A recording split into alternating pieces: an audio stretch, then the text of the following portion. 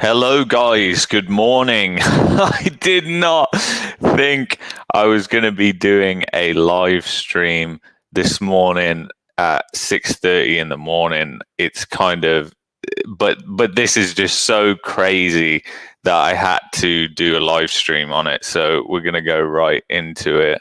So let me share my screen. Let's go Brave. That's the one. Share. Okay. All right. Perfect. Okay. So basically, I saw this morning and I thought I've got to cover this really quickly. This is just absolutely insane. It's the government once again trying to show force, and but it's quite a funny article, so we're going to get right into it. The Ontario government says it has successfully petitioned a court to freeze access to millions of dollars donated through online fundraising platform Give Send Go to the Convoy protesting COVID-19 restrictions in Ottawa and at several border crossings. The province obtained an order from the Superior Court of Justice that prohibits anyone from distributing donations made through the website Freedom Convoy 2022 and Adopt a Trucker campaign pages, said spokeswoman for Premier Doug Ford.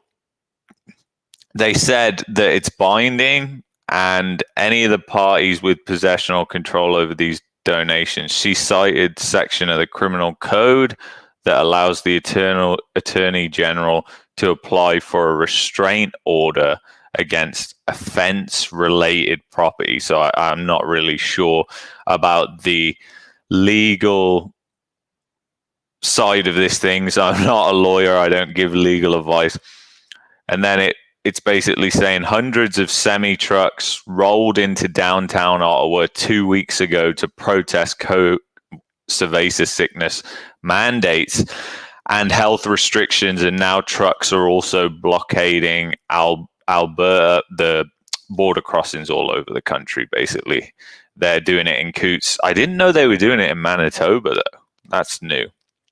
Donors initially raised more than $10 million through GoFundMe, which announced last Friday it was pulling the plug on the campaign and that the money would be refunded. So that is actually incorrect. We know that's actually incorrect. That again is fake news. That's not what happened at all. Most of you guys know this, but they actually came out and said, hey, we're stopping the campaign, and if you don't request a refund, we're going to donate the money wherever we like. And it was then when there was a lot of pushback against that they then decided to refund everybody the money. But the funny thing is, the laugh of it is that has triggered DeSantis in Florida to come out, and I think there's some sort of legal thing going on in Florida over all of this, because even he came out and rightly said, like, this is completely wrong. People donated funds to this convoy because that's where they wanted their money to go. Yet the government is trying to act like the dictator as normal and say, no, I don't care what all you idiots want. It's what I want, because we're the government, we know best, and you're stupid. And that's exactly how the government thinks. They think they're this elite that knows better than everybody else. And as you and I well know, the government doesn't have a clue what it's doing. So let's go continue through this. Convoy organizers quickly set up new campaigns on Christian fundraising site Give Send Go.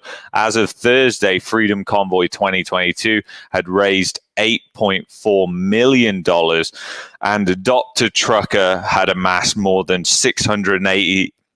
$6,000. This is people's money. This is people's money that they want to go to this campaign. And here you have the government saying what you can and can't do with your money. And isn't this like looking down a lens into the future of central bank digital currencies? Because if we had a central bank digital currency, this is exactly what they would do. They would cut people off from sending money to Give Send Go. Forget all the other things that are on Give Send Go. They would just cut it off. And that is where I think Bitcoin and crypto comes in. Now, I don't personally own Bitcoin, but it even mentions it in this, which I've found incredible. Give Send Go posted a statement on Twitter Thursday night about its Freedom Convoy campaign. And this is part of the reason I'm covering this right now, because I have no idea what's going to get took down. And you just don't know. It's like we're living in Russia. Worse than Russia, actually. No, and they put this. Know this, Canada has absolutely zero jurisdiction over how we manage our funds here at Give Send Go, it said. So, I mean, they're pushing back, which is good. I don't know where they're based, but the money was raised in United States dollars, so could be one of many places. I haven't really checked. But all funds for every campaign on Give Send Go flow directly to the recipients of those campaigns, not least of which is the Freedom Convoy campaign. Organizers have also touted the cryptocurrency Bitcoin as another way to generate funds for protesters and avoid other potential fundraising shutdowns, including during a news conference that was live streamed to supporters on Wednesday. Yeah, that's incredibly important, I think. And this is what I was having a conversation with my buddy a couple of weeks ago about. Is we were talking about Bitcoin and we were saying, well, you know what? I think Bitcoin really might come into play after a central bank digital currency is introduced, or when we move to a cashless society, Bitcoin may become the cash. But having said that, I don't own it. I wouldn't buy it at these ridiculous prices. It could go higher, it could go lower. It doesn't really bother me. There's a lot of people who are speculating on the price of it, but I'm talking about the use of Bitcoin, not speculating on it. Just want to make that clear. I'm not a financial advisor. Ontario's move to freeze access to the donation comes the same day as an all-party House of Commons committee of MPs heard testimony from deputy directors of Canada's Financial Intelligence Hub about how it doesn't cover crowdfunding sites like GoFundMe. The funny thing is, it won't be long before they come out and try and blame this on God knows what. I mean, they've already kind of said about Russia. I don't. They'll try and spin this story in some stupid way, I'm sure. As the media and the government is losing grip. They're losing grip. And people are really losing faith in the media here in Canada. It is deteriorating to a rapid degree. The media was much more trusted before all this Freedom Convoy stuff happened than it is right now. I mean, all you have to go and look at is live streams that Viva La Frei has done, for instance, and you can see what's going on right there. He goes down there with his camera, he talks to loads and loads of people and walks around live, okay? Live. And you can see what it's like down there. You don't even have to visit, and it is full of just peace-loving Canadians. And they've said multiple times that they will not put up a fight, and it's just kind of funny that that's not making the mainstream news when they do when the Convoy organizers come out and do one of their streams, that doesn't make the news. They've been trying to sit down with the government. The government doesn't want to know because they're treating them like criminals. They're not. They are treating them like criminals, and they're also trying to make them out like criminals. Now, the thing is, from my perspective, I don't know whether a lot of these politicians are just so out of touch with what's going on in the real world that they might actually believe it. But, there are people within Justin Trudeau's party now that are beginning to speak out against him. Now, I don't know if it was true, but I saw that he walked out of, I think it was Prime Minister's Questions yesterday, but I didn't see that reported anywhere. So I'm unable to even verify whether that is true or false. And this is the type of society that we are living in right now. This is propaganda 101, where they are not, the news media isn't doing their job, which is to tell the whole story. They're doing their job of protecting the elite, the government, and telling half the story. FinTrack has a mandate to identify money linked to, here we go, to terrorist financing and money laundering from reports it receives each year from entities including banks, insurance companies, money service businesses, and casinos. It doesn't investigate potential crimes or stop money from flowing, but passes intelligence on to police. FinTrack Deputy Director Barry McKillop, testified that it doesn't regulate crowdfunding sites like GoFundMe, and so it wouldn't receive from it reports suspicious transactions. The payment services that users rely on to send money to crowdfunding campaigns like PayPal, and the banks in turn deposit the cash, do fall under its reporting requirements, MP said. The intersection with the crowdfunding platforms and our financial institutions is a must in order to disperse the money, he said. If the money were going through a Canadian bank, for example, and directed to the Proud Boys, they're a listed terrorist organization, that money would be stopped by the bank.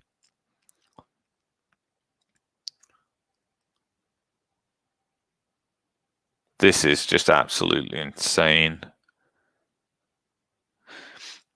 He pointed out donors must use credit cards to send money, and the fact that GoFundMe offered up refunds after it shut down the protesters' campaign demonstrates it has the information it needs to identify an individual. Earlier Thursday, NDP MP Alistair McGregor announced the committee would hear directly from representatives from GoFundMe about what measures it has in place to prevent the funding of extremism. So there you go. That it's like this assumption of you're guilty before you've even been trialed, and it's like we're living in communism. I mean, I am seriously worried about what's going to happen because it doesn't look good. The government is not backing down in certain jurisdictions. Yes, Saskatchewan and Alberta have got rid of the mandates, but I saw another article from the Edmonton Journal today, and it would blow your mind. In fact, we're going to cover it later. I saw it and I nearly fell off my chair. It was how businesses were saying, like they've had the rug pulled. It was just another article which is meant to divide, and it's so obvious now, and I hope people are really getting that the whole idea of these governments is to divide us because we're not as strong when we're apart as we are together, as these convoys are showing. Now, the thing is, with any protest, there's got to be some sort of pinch point. Otherwise, nobody is going to do anything. I mean, if they were just stood on the street holding signs every day, how is that going to put any pressure on the government to do anything to negotiate? But the government is not negotiating. the government of Canada is taking the stance that they are extremists. They are essentially proving them guilty even though they haven't been trialed. They must be stopped, and they're trying every trick in the book to make this happen. It frustrates me so much because it's an attack on your constitutional rights. It's a total attack on your human rights, even, which should be to protest. I just cannot believe the lengths that governments are willing to go to exercise their own power. Because the thing is, a lot of the people who are speaking out against these campaigns, they are speaking out against these campaigns because the fact is they know it's wrong. I mean, not speaking out against these campaigns, speaking out against their party. A lot of the MPs, the reason the Liberal MPs are breaking away from Justin Trudeau and starting to question what's going on is because they walk past the Convoy every day. They're seeing children happy. I've seen it myself. So nobody can tell me that they're extremists when I've seen it myself. Again, viva le Frei. Watch his live streams because he is very, very good. He shows everybody. He goes and talks to everybody. Very articulate guy. And I've watched a lot of his live streams, and it's incredible what's going on there. People are helping each other out. There's a real sense of community. Of course, that's exactly what the government doesn't want. They want to be able to control us and manipulate us, and they've been successfully doing that for a couple of years. And I've been saying this since this whole thing started. People will be pushed and pushed and pushed until they fight back. And I'm not talking about violence. I don't condone violence, but I'm talking about protest. People will only be pushed so far. And this is the start of a global movement now. This is not just something that's going on in Canada. And the funny thing is, the whole world is watching. The whole world is watching what's unfolding in Canada right now. So people like Justin Trudeau are going so far down, it is not even funny. Even I was watching how the UK media was covering this, and yeah, it's absolutely insane. So what we're going to see in the future, I think, is just more protest. But I hope they don't start going in there trying to arrest people. And I mean, we've already seen them confiscating their diesel, confiscating their fuel. It's just not right. That's their own personal property. They're doing no harm to anybody. The guys forgot. This is what really annoys me.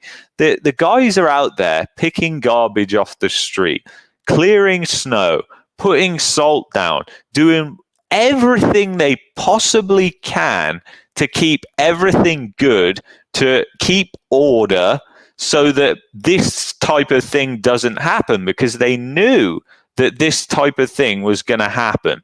They knew that the government was going to come in and try and label them, try and categorize them into a cage so everybody could point at them and go, shame on them. But most of us know what is really going on here, and the fact the media is reporting it like this is, again, and Global News, I think, are owned by Bell, a massive company here in Canada. So Bell and the government, how much involvement do you think they have with each other? Because the executives at Bell, they're going to be multi-millionaires, if not billionaires. So their interests are looked after because they lobby the government. The thing is, what I just cannot believe is the way they depict this, and then you see what's really going on down there. Crime is at an all-time low in Ottawa. I've been to Ottawa multiple times, and I've seen what it's like down there. I've, in fact, walked downtown in the early mornings on the weekend, and it's not really a place that you want to go.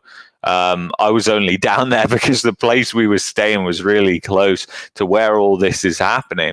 But this is just a classic example of them putting up a smokescreen to try and deflect what people really feel, which is a frustration against the government, and they want to go back to normal. People want they want their lives back. You know, I was talking to a friend yesterday at the mechanic, and he was saying his daughter is 5 years old, and she said, and you know, when you hear these kind of things, it really strikes you right in the heart. I don't know how else to describe it, but he basically said she's 5 years old and all she's known is masks at school.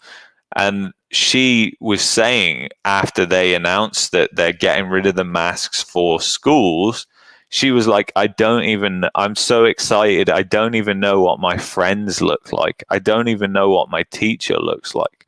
Like, that is just unbelievable. Like, how can you deny children the right to see their friends, the right to experience, to be a child? Is just unbelievable. And there are lots of children at this protest. So just remember that, because if anything happens and they go in there heavy-handed, there's a lot of kids down there. And that is just, I mean, it would be disgusting anyway, but it would be even worse if they did that. And I think that's why they're hesitating and they haven't done that, is because they know they are screwed. So they are trying every trick in the book to get rid of these guys, to get people to turn against them and incite hate.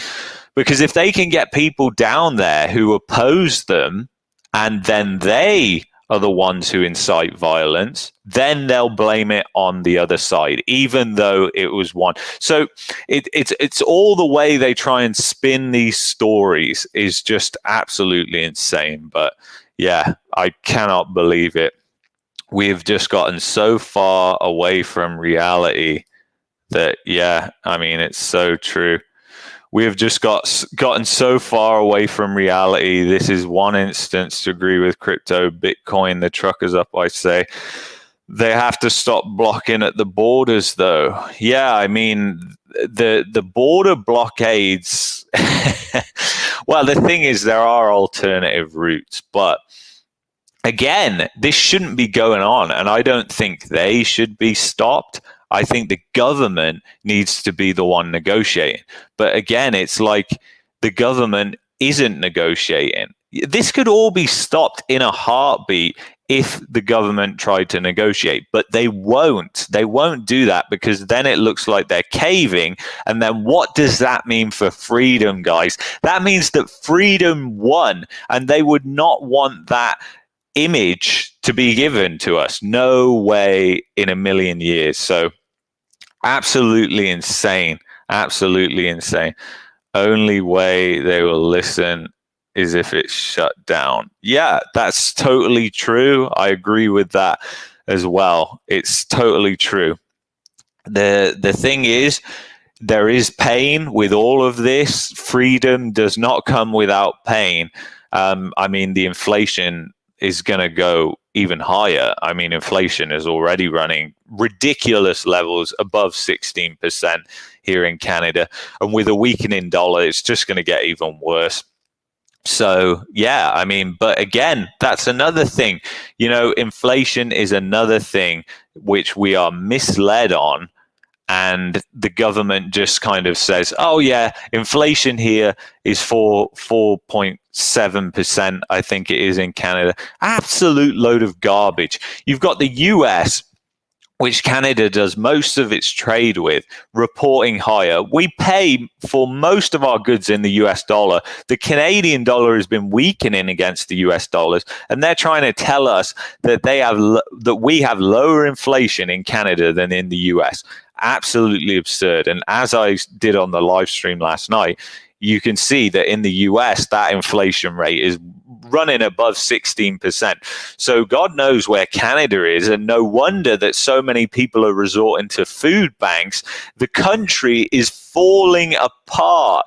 The thing is, guys, nobody notices, nobody really knows, but inflation has now got to a point where it's really starting to take its toll on society and the economy. You have to remember, for the past 20 years, they've been able to get away with this low interest rate policies because inflation has remained low. Now inflation has gone sky high, and it doesn't matter if the government's corrupt method of measuring that inflation is recording 4.7%. It doesn't matter, because the real people are paying the price. So people are being pushed into poverty right now because of that. And, a lot of people are relying on debt to fund their lifestyle right now. But ultimately, it's just going to end in economic disaster, or the fabric of society just falling apart completely. Audit the government to find actual money laundering. Wall Street and London City do most of the money laundering. Yeah, I agree with that. It's totally true. It's just crazy these days. The Canada is known for it. It's called snow washing, I think is the term, money laundering. But a lot of people point to money laundering through real estate, but if you're money laundering through real estate, then you're going to be buying and selling. So it doesn't affect the price so much as people would believe, but money laundering through real estate is big in Canada, through businesses as well. That happens quite a lot. So anyway, guys, I gotta go right now, but thanks for joining me on this stream. I really hope you found some of the information helpful. Again, this is just absolutely insane. Just can't believe what is going on. Ontario talk about shooting yourself in the foot before you start a marathon. They are absolutely just off their rocker.